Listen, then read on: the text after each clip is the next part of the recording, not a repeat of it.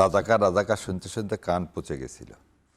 এখন আশঙ্কা করতেছি এই গুপ্ত গুপ্ত বলতে বলতে কানটা পচে যায় কিনা। এই কথাই আমি বিশ্বাস নই, এই কথা আমি মানি না। রাজপথে আমি কেন অনেককে বলবো, আমার নেতাদেরও বলবো, রাজপথে থাকার কথা থাকে নাই। রাজপথ ছাড়ি নাই বলে ভুল হবে, রাজপথ ছাড়ি নাই বলে ভুল হবে। এই স্লোগানগুলি দয়া করে আর দেবে না, ভালো স্লোগান শেখো। আমি নেতা, আমি দেশের নেতা, আমি বলতেছি আপনাকে এটাতে দিতে এটাতে দিবেন। আমার নেতাকর্মীর প্রতি এটা আমার আদেশ থাকলো। আর দয়া করে আপনারা দিয়েন, দয়া করে দিয়েন, মানে যদি দয়া না করেন দিয়েন না। সো এই জিনিসটা আসলে ওনার প্রথম দিকের ল্যাঙ্গুয়েজের সাথে পরের ল্যাঙ্গুয়েজ মানে গুপ্তর সাথে আবার এই দয়া করে দিয়েন জিনিসটা কিন্তু যায় না। মনে হয় দয়া করে দেওয়ার কথাটা বললে মানে কেউ তাকে খুব জোর করে বলতেছে একটু বলো বাবা। মা বলছে রাজপথে বিএনপির কেউ থাকেনি, তাহলে তারা কোথায় ছিল? হারেস চৌধুরী সাহেবকে তো আপনি মাটি দিলেন রাতের অন্ধকারে রে ভাই, দরবেশের মতো দাঁড়িয়ে রাখলেন, রেখে রাস্তায় চলাফেরা করলেন, সেটা কি গুপ্ত না? একজন বিএনপি নেতা তো কাপড় খোলার কথা বলেছেন, এটা বিভৎস কথা, মানে এই কথা কারো মুখ দিয়ে বের হওয়া উচিত না। আমরা দেখছি আজকে তারেক রহমান এইটাও বলেছেন যে যারাই বিভ্রান্তি ছড়াবে তাদেরকে তিনি গুপ্ত বলছেন, বারবার গুপ্ত শব্দটা কিন্তু তিনি প্রচারণার মাঠে নিয়ে আসছেন। এটাকে কিভাবে দেখছেন? ধন্যবাদ আপনাকে, আপনার মাধ্যমে আপনার টিভি সমস্ত দর্শকদেরকে সালাম ও শুভেচ্ছা, এবং আপনাকে দেরকেও আসসালামু আলাইকুম রহমতুল্লাহ বরকাতুহু। দেখেন, রাজাকার রাজাকার শুনতে শুনতে কান পচে গেছিল। এখন আশঙ্কা করতেছি এই গুপ্ত গুপ্ত বলতে বলতে কানটা পচে যায় কিনা। এই কথাটা 2-3 জায়গায় বলছে, আর রিপিট করব না। যদি গুপ্তই বলেন উনি, তাহলে উনি নিজেকেই হয়তো বা এই জুলাই যে বিপ্লব, এই বিপ্লবকে উনি প্রশ্নবিদ্ধ করবেন। আমার ধারণা উনি সেটা করবেন না, কারণ আমি বারবার যখন দাবি জানিয়েছিলাম যে তার উচিত যে জুলাই সনদের পক্ষে হাঁ বলা, শেষ পর্যন্ত তিনি গতকালকে জুলাই সনদে হাঁয়ের পক্ষে ভোট দেওয়ার জন্য আকুতি জানিয়েছেন, দাবি জানাননি। দ্যাটস অ্যাটলিস্ট একটা জায়গা তো ভালো হলো। আকুতি এবং দাবির মধ্যে পার্থক্য কি? দাবি মানে আপনারা এই হাঁতে ভোট দিবেন, এই যে দিবেন, ওই যে ভাই মানে ভাইয়ের কথা বললাম যে একটা স্ট্রংনেস, একটা বোল্ডনেস, যে আমি নেতা, আমি দেশের নেতা, আমি বলতেছি আপনাকে এটাতে দিতে এটাতে দিবেন। আমার নেতাকর্মীর প্রতি এটা আমার আদেশ থাকলো। আর দয়া করে আপনারা দিয়েন, দয়া করে দিয়েন, মানে যদি দয়া না করেন দিয়েন না। সো এই জিনিসটা আসলে ওনার প্রথম দিকের ল্যাঙ্গুয়েজের সাথে পরের ল্যাঙ্গুয়েজ মানে গুপ্তর সাথে আবার এই দয়া করে দিয়েন জিনিসটা কিন্তু যায় না। মনে হয় দয়া করে দেওয়ার কথাটা বললে মানে কেউ তাকে খুব জোর করে বলতেছে একটু বলো বাবা প্লিজ দিয়েন। এই যে কথাটা আমরা জুলাইকে ধারণ করলে, এই আজকে যেমন আমির সাহেবের কথা বললেন, আমির সাহেবের পিঠ তো দেওয়ালে ঠেকে গেছে। মানুষ হত্যা হচ্ছে, মেয়েরা কি করতে পারছে না, আমাদের মা বোনেরা ভোটারের বাড়িতে বাড়িতে যেতে পারছে না, তারা যে যেটা ফ্যাসিলিটেট করতে চায় সেটার আবার অন্যরকম প্রয়োগ হচ্ছে। যাই হোক, তারপরও একটা জিনিস গণতন্ত্রের সৌহার্দ্যতা বা সৌন্দর্যতা হচ্ছে যে আমরা একে অপরের প্রতি সমীহ থাকব এবং রক্তপাতহীনভাবে একটা কি উৎসব মুখর পরিবেশ হবে। আর একটা জিনিস সেখানে বলা হয় যে আমাদের সবার যে টক শোতে যায়, যেখানে যায়, দেশের উন্নয়নের জন্য কিন্তু আমরা কথা বলি। এখানে যেই আসুক, যেটা জায়েদ ভাই বললেন, যেই আসুক সে হবে কি এই দেশের প্রধানমন্ত্রী। He will not belongs to, ধরে নেন জামাত ইসলামের ডক্টর শফিকুর রহমান, উনি যদি প্রধানমন্ত্রী হন তাহলে উনি সারা বাংলাদেশের প্রধানমন্ত্রী। উনি তখন খালি কিন্তু জামাত ইসলামের প্রধানমন্ত্রী না, আপামর জনসাধারণ সবার প্রধানমন্ত্রী। সো সেই ক্ষেত্রে থেকে আমার মনে হয় তাদের যে কথাবার্তা, যে দৃঢ়তা, যেটা মানুষকে দেখাচ্ছেন, দুইজনাই মানুষের আস্থা অর্জন করার জন্য যে প্রয়াস, যে আমরা দেশকে ডেলিভারি দেওয়ার জন্য রেডি, এই বডি ল্যাঙ্গুয়েজটা মনে হয় আমি দেখতে পাচ্ছি। জি জাহিদ ভাই, গুপ্তের কথাটা আনলাম যেহেতু এই আলোচনাটাই প্রচারণার মাঠে বেশ চলছে। আজকে জামাতের আমির বলেছেন যে অনেকে বলে আমরা গুপ্ত, কিন্তু নিজে গুপ্ত দেখে যদি আমাদেরকে গুপ্ত বলে তাহলে কেমন লাগে, উনি এই প্রশ্নটা তুলেছেন। এখানে তো আমরা বুঝতে পারছি স্পষ্টত উনি বিএনপির চেয়ারম্যানকে খোঁচাটা দিয়েছেন। তো এই খোঁচাটাকে কিভাবে দেখবেন আপনি? যদিও ইতিবাচকভাবেই বলছিলেন একটু আগে, কিন্তু তারপরেও তো গুপ্তের যেই অভিযোগ, গুপ্তের যে ব্যাপারটা, এই ব্যাপারটা তো তিনি তারেক রহমানকেই সরাসরি বলছেন, তিনিও তো গুপ্ত ছিলেন। মানে আমার একটা জিনিস দেখতে চাই যে মানে তুলনাটা ঠিক হলো কিনা, তথ্যগতভাবে ঠিক আছে কিনা। তারেক রহমান গুপ্ত ছিলেন এটা ঠিক না, মানে গুপ্ত বলতে যা বোঝায়, মানে এখন জামায়াত বা শিবিরের লোকজন কতটা গুপ্ত ছিল না ছিল এটা ডিবেট হবেন। কেউ কেউ বলবেন আমরা ছিলাম না, কেউ বলবেন ছিলাম, কেউ বলবেন আমরা অস্তিত্ব রক্ষার জন্য করেছি, কেউ বলবেন আমরা কৌশল হিসাবে করেছি। গুপ্ত মানে হচ্ছে আপনি আপনার পরিচয় ডিসগাইজ করে অন্য কোনো পরিচয় নিয়ে থাকা, এটাকেই জনাব তারেক রহমান গুপ্ত বলছেন, বা গুপ্ত বলতে সোশ্যাল মিডিয়াতে এই আলাপটাই আসলে আসে। জনাব তারেক রহমান গুপ্ত ছিলেন না, উনি দেশ থেকে ওনাকে চলে যেতে হয়েছে। উনি এইরকম ভয়ঙ্কর টর্চার খুব বেশি পলিটিশিয়ান বাংলাদেশে হয়নি। শুধু তারেক রহমান গুপ্ত, কিন্তু বিএনপির কি অন্য কেউ গুপ্ত ছিল না কিনা? না না না ছিল না। কারণ বলছি কি, বিএনপি তো এত বড় মাসুল কেন দিয়েছে? বিএনপির কাউকে আপনি ওভাবে খুঁজে পাবেন না যে অন্য কোনো দলের কাছে গেছে, অন্য কোনো দলের কমিটিতে ছিল। বিএনপি প্রকাশ্যে রাজনীতি করতে গেছে। এটা সঠিক বা ভুল কিন্তু কৌশল ছিল ঢাকা কিনা, বিশ্ববিদ্যালয় ছাত্র দলের কমিটিতে তো ছাত্রলীগের সঙ্গে সম্পৃক্ততার একটা কথা শোনা কি গেছে। ছাত্র দলের কেউ ছাত্রলীগের কমিটিতে ছিল বলে আপনি জানেন? না, এই সম্পৃক্ততার কথা শোনা গেছে। না, আপনি ওখানে গিয়ে করেননি সেটা, বরং এই আলাপটা আছে। এটা কেউ কেউ করেন যে ছাত্রদল নিজ নামে রাজনীতি করতে গিয়ে যে ভয়ঙ্কর দমন পীড়নের শিকার হয়েছে, তাতে ঢাকা ইউনিভার্সিটি বা অনেক জায়গায় ছাত্রদল ঠিকঠাক মতো কাজই করে উঠতে পারেন। এই যে সাম্প্রতিক সময়ে তাদের যে বিপর্যয় হলো ছাত্র সংসদ নির্বাচনগুলোতে, কেউ কেউ রাদার এভাবে বলার চেষ্টা করছেন যে ছাত্র শিবির নানান রকম কৌশল করে তার রাজনীতিটা বা কোনো ফর্মে সে টিকে ছিল, এটা তাকে এখন পে অফ করেছে। সুতরাং এটা দুজনের দুটো কৌশল। এটা নিয়ে এখন জনগণ, মানে আমরা আসলে কি বুঝি, দুই নেতা পরস্পরকে বলে ওনারা একজনকে কনভিন্স করতে পারবেন না। ওনারা আসলে কি চাইছেন? ওনারা চাইছেন এই ডিবেটটার মাধ্যমে জনগণের সাথে কানেক্ট করতে। জনাব তারেক রহমান যদি এই গুপ্ত শব্দটা দিয়ে কানেক্ট করতে পারে এবং যে অভিযোগ জামাত এবং ছাত্র শিবিরের বিরুদ্ধে আছে সেটা থেকে যদি জনগণকে বিশ্বাস করাতে পারেন, তাহলে তিনি মাইলেজ পাবেন।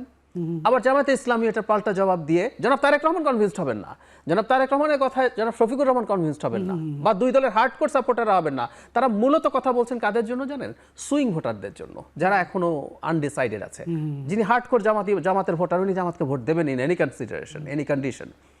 বিএনপির ক্ষেত্রে কথাটা তাই, কিন্তু সুইং ভোটারদেরকে তারা এখন কানেক্ট করার চেষ্টা করছে। এখন যার কথা বিশ্বাসযোগ্য, যার তথ্য বিশ্বাসযোগ্য, যার বলার ধরন বিশ্বাসযোগ্য হবে, তিনি এটার বেনিফিট পাবেন। আবারও বলছি, এগুলো আমি মনে করি ভেরি মাচ পলিটিক্যাল, যে মানে গণতান্ত্রিক যে পেরিমিটার আছে, পরিসীমা আছে, এটার কোনোটা সেটা লঙ্ঘন করেনি। এক মিনিট একটু সাহেবের কাছে জানতে চাই, এই যে বিশ্বাস করাতে পারবেন কিনা, এটা আসলে কার কথা বিশ্বাসযোগ্য? আপনি তো নিশ্চয়ই জামাতের কথাই বলবেন, তারপরও বিএনপি চেয়ারম্যান যেভাবে বলে যাচ্ছেন শেষ পর্যন্ত এটাই হয়ে যাবে কিনা? আমি একটা জিনিস আপনাদেরকে দেখাই। আমি এই জিনিসটা একটু আগে নিয়ে আসলাম, এটা অনেকবার শুনছি আমি, এবং শুনে আমি কেন বেগম খালেদা জিয়াকে পছন্দ করি।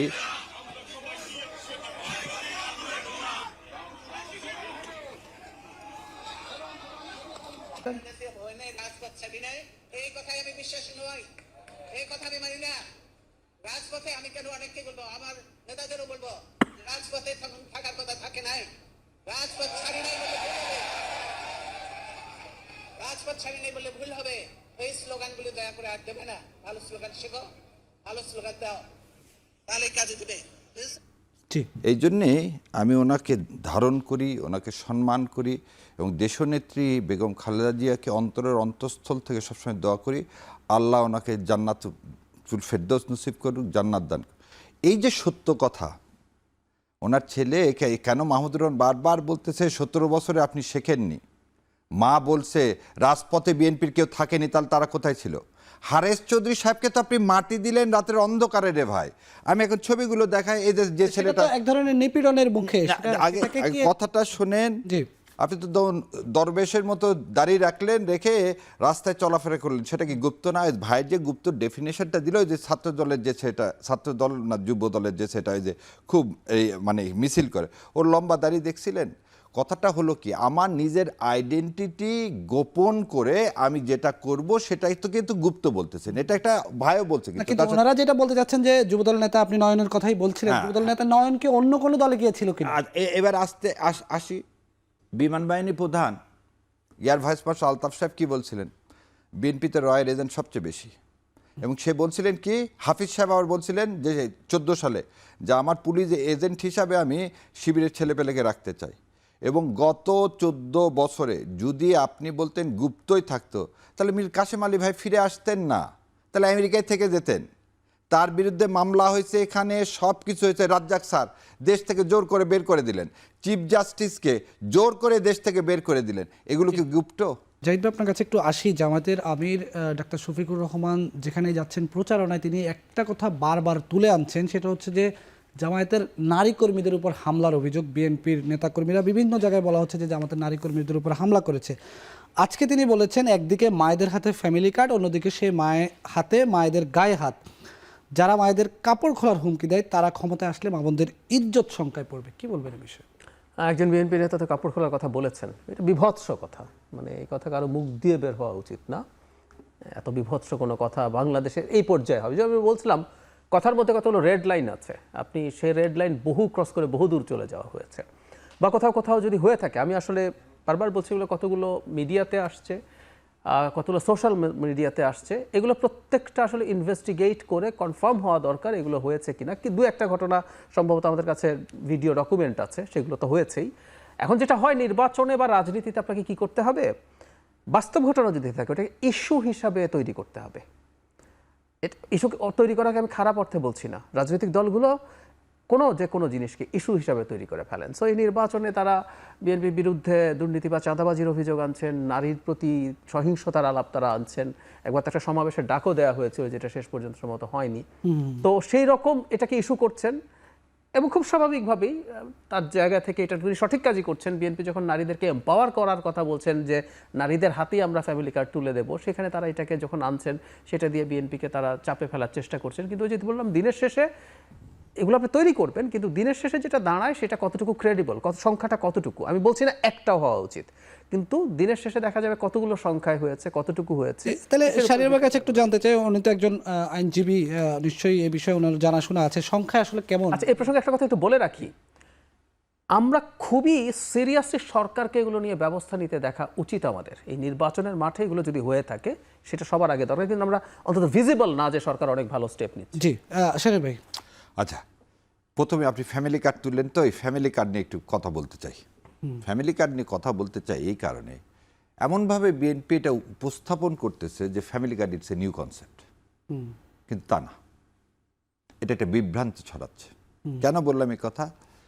৬২ লাখ লোক যারা ওল্ড এজ, ৬২ লাখ লোক অলরেডি অ্যালাউন্স পাচ্ছে, আপনি ২৯ লাখ উইডো অ্যালাউন্স পাচ্ছে, আপনি স্পেশাল কাইন্ড অফ চাইল্ড তারা পাচ্ছে ৩৫.৮ লাখ, মাদার অ্যান্ড চাইল্ড তারা পাচ্ছে ১৯ লাখ, টোটাল পাচ্ছে ১,৩৫,০০,০০০ লোক কি পাচ্ছে অলরেডি, আপনি কি পাচ্ছে বেনিফিট পাচ্ছে।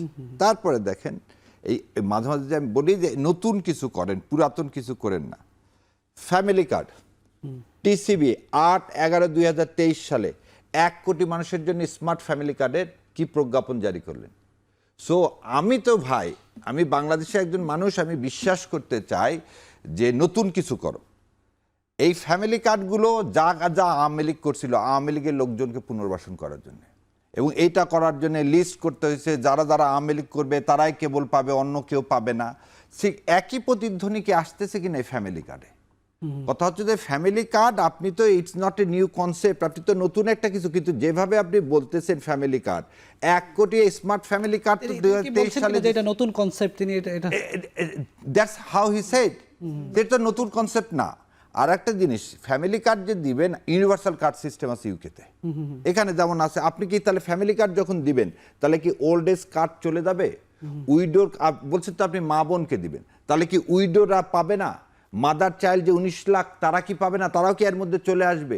এই যে পাবে না কি বলেছে না, আমি বলতেছি ১,৪৫,০০,০০০-এর বাইরে যদি আপনি এটা দিতে যান, আমি সেদিন দেখাইছি ১,০০,০০,০০,০০,০০০ টাকা লাগবে ওনার যে ফ্যামিলি কার্ডের, এখন যদি ২৫০০ টাকা করে দিতে যায়, আর এখন অলরেডি আপনি দিচ্ছেন প্রায় ২ লক্ষ কোটি টাকা, তাহলে ৩ লক্ষ কোটি টাকা, বাজেট হয় ৬ লক্ষ কোটি টাকা, কিভাবে সম্ভব?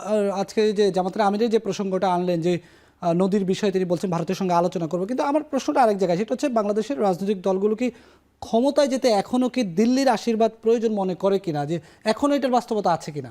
শোনেন, আমির জামাতের বোধহয় আপনি একটা শুনছেন, ওনার স্লোগানও দিচ্ছেন উনি, গোলামি না আজাদি, আজাদি আজাদি। সো বাংলাদেশ জামাতে ইসলামের অবস্থান পুরাপুরি পরিষ্কার, সেটা হচ্ছে যে ভাইয়ের কথা যদি উপলব্ধি করে থাকেন, দেখেন আমরা গোলামির সম্পর্ক আমরা চাই না। ইন্ডিয়া বারবার যেটা মানে সাউথ ব্লক চায় বাংলাদেশকে গোলাম করতে, সেখান থেকে তাদের ফিরে আসতে হবে। আমাদের সাথে ন্যায্যতার ভিত্তিতে, ইনসাফের ভিত্তিতে সম্পর্ক গড়ে তুলতে হবে। এই গড়ে তুলতে যদি তারা ব্যর্থ হয়, যেমন আমার নদীর হিস্সা, আমরা নদীর হিস্সা কি তিস্তার, এটা হবেই, সে বিএনপি আসুক আর জামাত ইসলাম আসুক, তিস্তা হবে, কারণ দুইজনের প্রমিস ফর। দ্বিতীয়টা কি, যে আজকে ইউনূস সরকার এই মানে আপনি ফারাক্কাকে রক্ষা করার জন্য আমাকে ব্যারেজ দিতেই হবে, এই বিষয়ে কোনো সন্দেহ নাই। কিন্তু এই দুইটা কাজেরই আমি খালি উদাহরণ দিলাম। এই দুইটা কাজ যদি যে সরকারি এই জামাত ইসলামী বিএনপি দুইজনাই যদি বদ্ধপরিকর হয়, তাহলে তো সে আর হাসিনার মতো কি পাবে না, সরকার পাবে না। তাহলে সে সেই কারণে চেষ্টা করবে যেভাবে হোক একটা অস্থিতিশীল পরিবেশ বাংলাদেশে হোক,